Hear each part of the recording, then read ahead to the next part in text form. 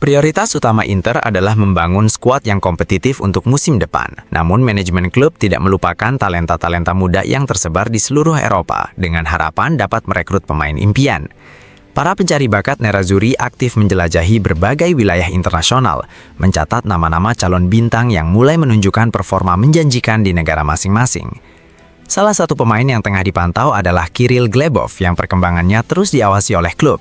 Ia merupakan winger kanan yang sangat menjanjikan dan telah tampil menonjol bersama CSKA Moskow, meskipun usianya baru 20 tahun. Sepanjang musim ini, ia mencatatkan 32 penampilan dengan kontribusi 7 gol dan 3 assist di semua kompetisi yang diikuti timnya. Menurut laporan FC Internews, perwakilan yang mengurus kepentingan Glebov sempat berada di Milan untuk menyaksikan langsung pertandingan di San Siro melawan Cagliari.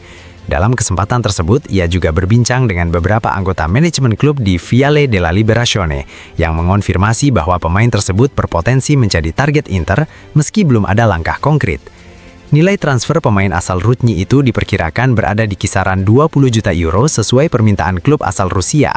Secara singkat, Glebov dikenal sebagai winger ofensif berbakat yang memiliki kecepatan, kemampuan dribble, serta ambisi besar untuk berkembang. Kualitas yang sangat penting bagi setiap pemain muda di dunia sepak bola.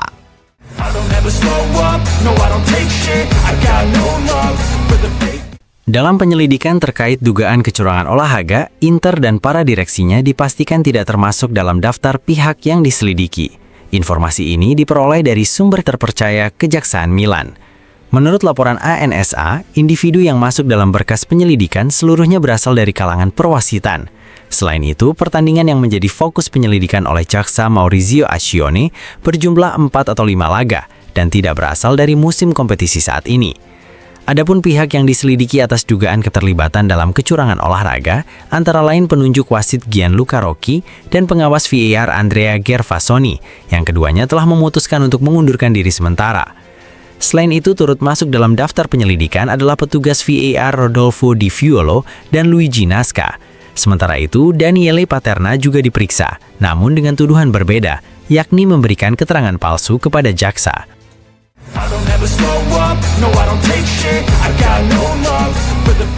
Mantan pemain sekaligus agen Oscar Damiani memberikan pujian besar kepada Inter atas keberhasilan mereka yang semakin dekat dengan gelar Scudetto. Dalam wawancara dengan Tutto Mercato Web, Damiani menyoroti peran penting tim, manajemen, serta pelatih Christian Chivu. Pujian harus diberikan kepada tim, klub, dan Chivu. Inter jelas lebih unggul, juga dari segi permainan. Tim ini memiliki identitas yang sangat jelas dengan para pemain kuat dan berada di level yang lebih tinggi dibandingkan Milan dan Napoli, ujar Damiani. Ia kemudian membahas pertandingan antara dua mantan klubnya, Milan dan Juventus yang berlangsung sebelumnya. Menurutnya, kedua tim memang menunjukkan kerja keras, tetapi masih kekurangan kualitas individu yang menentukan. Milan dan Juventus adalah tim yang berusaha keras dan bekerja maksimal, namun mereka kekurangan pemain bintang dan aksi-aksi menentukan. Di Milan saat ini tidak ada pemain yang bisa bermain di tim masa lalu mereka. Baik Juventus maupun Milan bukan tim dengan level Eropa. Terkait persaingan perebutan posisi keempat, Damiani menilai Juventus sedikit lebih unggul, meskipun ia mengaku sulit memberikan penilaian pasti. Untuk posisi keempat, saya rasa Juventus memiliki sesuatu yang lebih, namun saya kesulitan memberikan penilaian yang pasti, tambahnya. Di akhir pernyataannya, Damiani juga menyinggung masa depan pelatih Luciano Spalletti di Juventus. Ia menilai Spalletti sebagai pelatih berkualitas yang telah memberikan identitas kepada tim. Spalletti adalah pelatih yang sangat baik. Dia telah memberikan identitas kepada tim. Dia tidak bisa mencetak gol sendiri, jadi bukan salahnya. Saya setuju jika ia tetap dipertahankan. Tutupnya.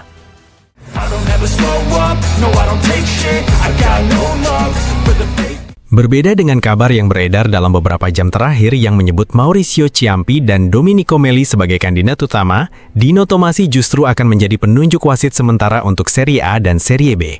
Hal ini dipelajari ANSA dari lingkungan Asosiasi Wasit Italia.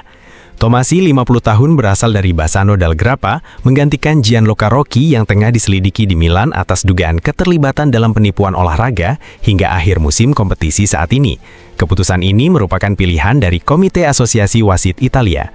Tomasi pernah memimpin pertandingan di level profesional dari tahun 2003 hingga 2015. Pada 1 Juli 2015, dengan catatan 54 penampilan di kasta tertinggi nasional, ia diberhentikan dari KAN A karena evaluasi teknis tertentu. Setelah itu, ia dimasukkan ke dalam jajaran pengamat untuk KAN B musim 2015-2016. Ia juga pernah menjabat sebagai Presiden Komite Regional Wasit Veneto selama beberapa periode, serta memimpin Komite Wasit Antar Wilayah.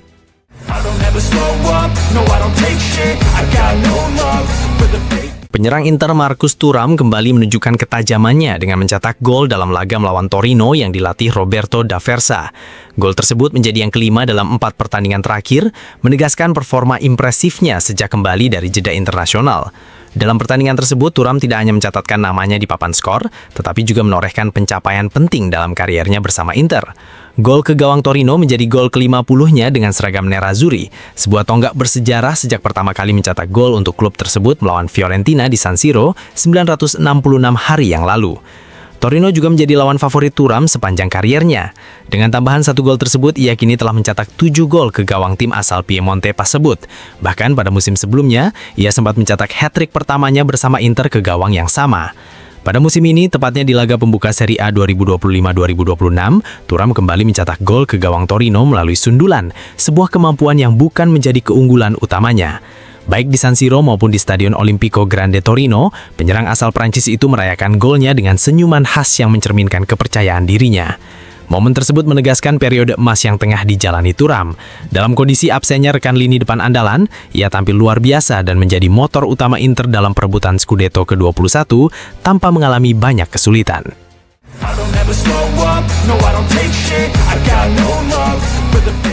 Lele Adani menilai Inter menunjukkan kontrol besar sepanjang musim ini, meski sempat mengalami beberapa kekalahan penting. Berbicara dalam program Viva el Football, ia menyoroti perjalanan nerazzurri yang kini semakin dekat dengan Scudetto, serta masih berpeluang meraih Coppa Italia dan mencatatkan double domestik bersejarah. Inter memiliki kontrol besar sepanjang musim. Jika dipikirkan, mereka kalah pada leg pertama melawan Juventus, 2 kali di derby melawan Milan, dan juga dikalahkan Napoli. Namun menurut saya, mereka tetap mampu mengendalikan situasi berkat perjalanan panjang yang dipadukan dengan jiwa serta ide dari pelatih mereka, Christian Chivu. Ia menambahkan bahwa Inter memiliki semua karakteristik yang dibutuhkan sebuah tim kuat, bahkan mampu melewati periode penurunan performa sejumlah pemain, seperti Barella dan Thuram. Inter bermain baik, bahkan terkadang menikmati permainan. Tahun ini mereka merotasi banyak pemain, mengurangi menit bermain para senior seperti Lautaro, sementara para penyerang lain bergantian tampil. Di lini tengah, Zielinski disebut mendapat banyak kesempatan bermain, begitu pula Sučić di awal musim. Sementara di lini belakang, hampir semua pemain mengalami sedikit penurunan, termasuk Sommer. Namun Akanji dinilai mampu menutupi kekurangan tersebut dan tampil sebagai pemimpin. Akanji memberikan kekuatan dalam dominasi permainan, cepat, mampu membangun serangan, dan memberi rasa aman. Mungkin Bisek juga meningkat karena pengalaman yang berbeda. Inter adalah tim yang sangat sadar akan kemampuannya. Ia juga menekankan bahwa pencapaian musim ini tidak mudah diraih, terutama setelah pergantian pelatih dan kegagalan di final Liga Champions. Saya melihat Inter benar-benar mengendalikan situasi. Dalam konteks ini, mereka memainkan sepak bola terbaik di Italia. Tutupnya.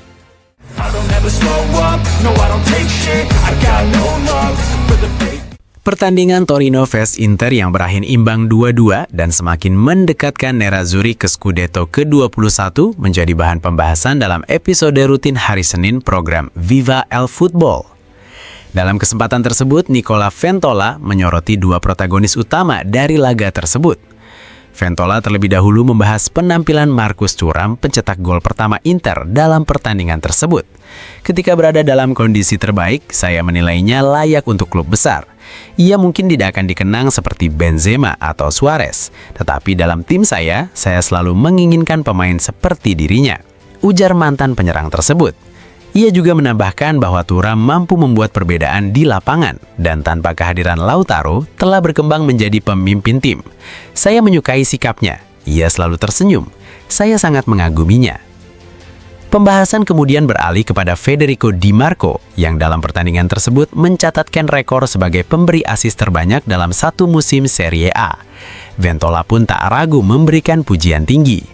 Apa yang ia lakukan musim ini sungguh luar biasa. Ia tidak melakukan kesalahan dalam hal permainan maupun intuisi. Ia menjalani musim yang gila. Dia adalah pemain top. Tutup Ventola.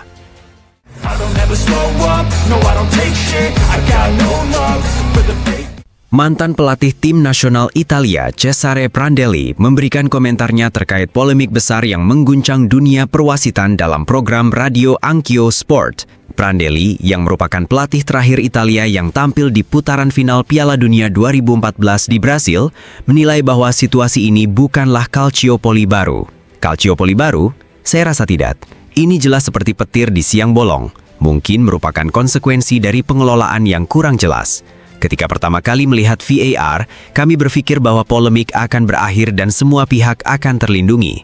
Namun justru kini menciptakan lebih banyak kebingungan dibanding sebelumnya, ujar Prandelli. Ia juga menyoroti perlunya evaluasi terhadap aturan yang ada, termasuk kemungkinan melibatkan mantan pemain dalam proses pengambilan keputusan di lapangan. Menurutnya pemain memiliki pemahaman tersendiri terkait dinamika pertandingan. Mungkin kita perlu meninjau ulang beberapa aturan. Seharusnya ada mantan pemain yang bisa berdialog dengan wasit untuk memahami dan menilai simulasi atau kejadian lainnya. Pemain tahu bagaimana mengelabuhi wasit, karena sepak bola adalah permainan tipu daya.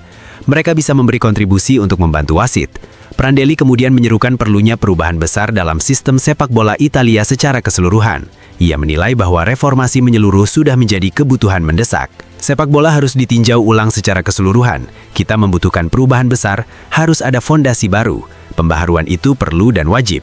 Berdasarkan pengalaman saya, jika Lega Calcio dan federasi tidak sejalan, maka sepak bola tidak akan pernah berubah. Mereka memiliki arah yang berbeda dan sulit untuk duduk bersama, tegasnya. Ia juga menekankan pentingnya pembinaan usia dini sebagai fondasi utama, meskipun mengakui bahwa Italia memiliki ribuan sekolah sepak bola yang perlu dikelola dengan cara berbeda. Harus dimulai kembali dari anak-anak. Kita tidak bisa begitu saja mengubah apa yang sudah dibangun, tetapi pengelolaannya harus diperbaiki. Ada sekitar 10.000 sekolah sepak bola di Italia, namun harus ditangani dengan cara berbeda. Saat ditanya mengenai sosok yang tepat untuk menjadi pelatih tim nasional berikutnya, Prandelli menyebut sejumlah nama yang beredar memiliki kualitas mumpuni, termasuk Antonio Conte. Semua nama yang muncul adalah jaminan. Antonio Conte dengan pemahamannya terhadap lingkungan dan dinamika bisa menjadi sosok yang tepat untuk memulai perubahan. Kedepannya, saya berharap pelatih bisa berkembang langsung di federasi. Terkait kandidat Presiden Federasi Sepak Bola Italia, Prandelli memberikan pujian kepada Giancarlo Abete. Saya pernah bekerja dengan Giancarlo Abete, dan menurut saya, dia adalah salah satu sosok yang paling bersih, murni, dan jujur yang pernah saya kenal. Jadi, saya mendukungnya sepenuhnya. Namun di sisi lain ada juga mantan Presiden KONI yang berhasil membangun, meraih kemenangan, dan mengembangkan banyak atlet. Ia bahkan membuka kemungkinan kolaborasi antara dua figur tersebut untuk menciptakan program yang sukses dan menghindari intervensi eksternal. Mungkin kedua sosok ini bisa bersama-sama menciptakan program yang menang. Mereka bisa menghapus istilah yang ditakuti semua orang, yaitu komisaris sementara, dan membangun sesuatu yang unik. Saat ini yang penting bukanlah uang, tetapi proyek teknis dan bagaimana kita mengembangkan pemain muda. Di akhir pernyataannya, Prandelli menyoroti penurunan kualitas individu pemain, khususnya dalam aspek teknik dan taktik. Para bek kita memang cukup baik, tetapi teknik dan taktik individu tidak lagi dilatih.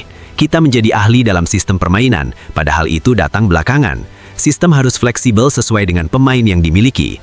Saat saya di Atalanta, saya memiliki dua pemain muda hebat, Domenico Morfeo dan Thomas Locatelli. Jika kami hanya mengikuti sistem, mereka tidak akan pernah dimainkan. Kita harus kembali menghargai kualitas individu pemain muda, tutupnya.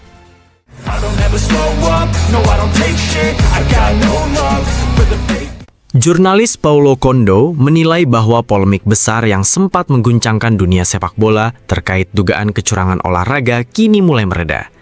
Hal ini disampaikan menyusul kabar yang dirilis sejumlah kantor berita mengutip sumber dari Kejaksaan Milan bahwa Inter dan para direksinya tidak berada dalam status penyelidikan. Seperti yang selalu terjadi dalam situasi seperti ini, setiap hari muncul sesuatu yang baru, ujar Condo kepada Sky Sport.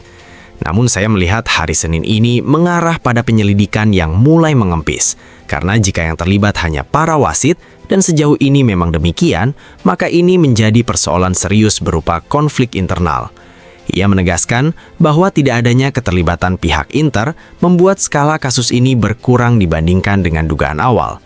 Fakta bahwa tidak ada anggota terdaftar Inter yang terlibat membuat penyelidikan ini hingga saat ini menjadi jauh lebih kecil dibandingkan apa yang terlihat pada hari Sabtu. Condo kemudian memperluas pembahasan ke aspek politik.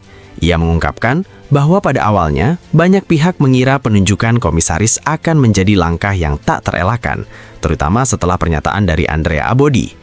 Terkait implikasi politik, pada hari Sabtu kita semua berpikir bahwa penunjukan komisaris akan menjadi sesuatu yang tak terelakkan, terutama setelah cuitan Abodi. Namun tampaknya akhir pekan memberikan perspektif baru. Setelah meninjau kembali aturan, hari ini langsung ditunjuk kembali seorang kepala untuk mengatur penunjukan wasit dalam 4 laga terakhir musim ini, yakni Dino Tomasi.